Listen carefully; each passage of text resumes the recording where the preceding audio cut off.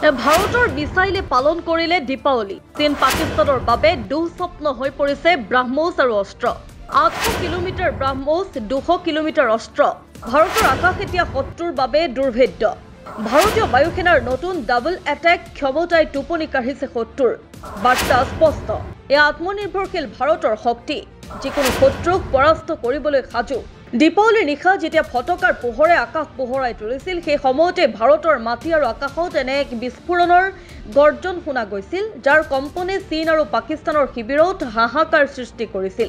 এই বিস্ফোৰণ ফটকাৰ নাছিল, এয়া আছিল ভাৰতৰ দুই মাৰাত্মক ক্ষেপণাস্ত্ৰ ব্ৰাহ্মোছ আৰু অস্ত্ৰ মাৰ্ক 2ৰ সফল পৰীক্ষা। প্ৰতিৰক্ষা গৱেষণা আৰু উন্নয়ন সংস্থাই দীপাৱলীৰ দিনা দেশবাসীক এই অন্যান্য উপহাৰ প্ৰদান কৰিলে। 800 কিলোমিটাৰ দূৰত্ব ভেদী ব্ৰাহ্মোছ আৰু 200 কিলোমিটাৰ দূৰত্ব ভেদী অস্ত্ৰ মাৰ্ক 2 এতিয়া ভাৰতৰ আক্ৰমণ ক্ষমতা শত্ৰুক টোপনিহীন ৰাতি দিবলৈ সম্পূৰ্ণৰূপে সাজু।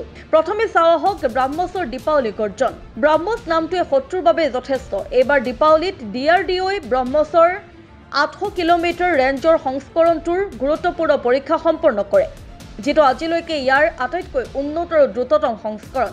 এই পৰীক্ষাত ইয়াৰ ৰেমজেট ইঞ্জিন, নেভিগেশ্যন চিষ্টেম আৰু অত্যাধুনিক প্ৰযুক্তিৰ সফল পৰীক্ষা কৰা হয়। অৰ্থাৎ নতুন প্ৰজন্মৰ ব্ৰাহ্মোছ এতিয়া সম্পূৰ্ণ নিয়োগৰ বাবে সাজু হৈছে। এতিয়া আহোঁ আকাশৰ শাসক অস্ত্ৰ মাৰ্ক 2লৈ। য'ত ব্ৰাহ্মোছে আকাশৰ পৰা মাটিত আক্ৰমণ কৰে, তাতে অস্ত্ৰই আকাশত উৰি থকা শত্ৰুৰ বিমানক আকাশতে ধ্বংস কৰিবলৈ ডিজাইন কৰা হৈছে। অস্ত্ৰ মাৰ্ক 2A এতিয়া 200 কিলোমিটাৰ দূৰৈত থকা শত্ৰুৰ যিকোনো বিমানক লক্ষ্য কৰি ল'ব পাৰিব। মন কৰিবলগীয়া যে পূৰ্বৰ অস্ত্ৰ 1ৰ ৰেঞ্জ আছিল মাত্ৰ 80 কিলোমিটাৰ। DRDOয়ে অহা 3 বছৰত 350 কিলোমিটাৰ ৰেঞ্জৰ অস্ত্ৰ মাৰ্ক 3ৰ কামো আৰম্ভ কৰিবলৈ সাজু হৈছে। এই মাৰাত্মক ক্ষেপণাস্ত্ৰখন অতি সোনকালে সুখoi 30 MKI, তেজছ MK1A আৰু তেজছ MK2ৰ দৰে যুদ্ধ বিমানত সংস্থাপন কৰা হ'ব। DRDOয়ে ইতিমধ্যে উৎপাদন অনুমতি দিছে আৰু 2026 চনৰ ভিতৰত ভাৰতীয় বায়ুসেনাই প্ৰায় 700টা অস্ত্ৰ মিছাইল লাভ কৰাৰ সম্ভাৱনাও আছে। ইয়াৰ অৰ্থ হ'ল ভাৰতৰ যুদ্ধ বিমানসমূহে নিজৰ দৃষ্টিসীমাৰ বহু দূৰৰ পৰাই শত্ৰুৰ বিমানক চিনাক্ত কৰি ধ্বংস কৰিব পাৰিব। পৃথিৱীৰ মাত্ৰ কেইখনমান দেশৰহে এনে ক্ষমতা আছে, আমেৰিকা, ৰাছিয়া আৰু এতিয়া ভাৰত। ব্ৰাহ্মোছ আৰু অস্ত্ৰৰ এই সংমিশ্ৰণে ভাৰতক এছিয়াৰ এক শক্তিশালী বায়ু শক্তিত পৰিণত কৰিছে। চীনে 1000 কিলোমিটাৰ ৰেঞ্জৰ ক্ষেপণাস্ত্ৰৰ গৌৰৱ কৰিব পাৰে, কিন্তু ভাৰতে নিজৰ প্ৰকৃত প্ৰযুক্তি আৰু সফলতাৰে বিশ্বক চমক দিছে। মনত পেলাওক, দুৰ্ঘটনাবশতঃ হোৱা উৎক্ষেপণৰ সময়তো পাকিস্তানৰ বায়ু প্ৰতিৰক্ষা ব্যৱস্থাই ব্ৰাহ্মোছক ধৰা পেলাব পৰা নাছিল।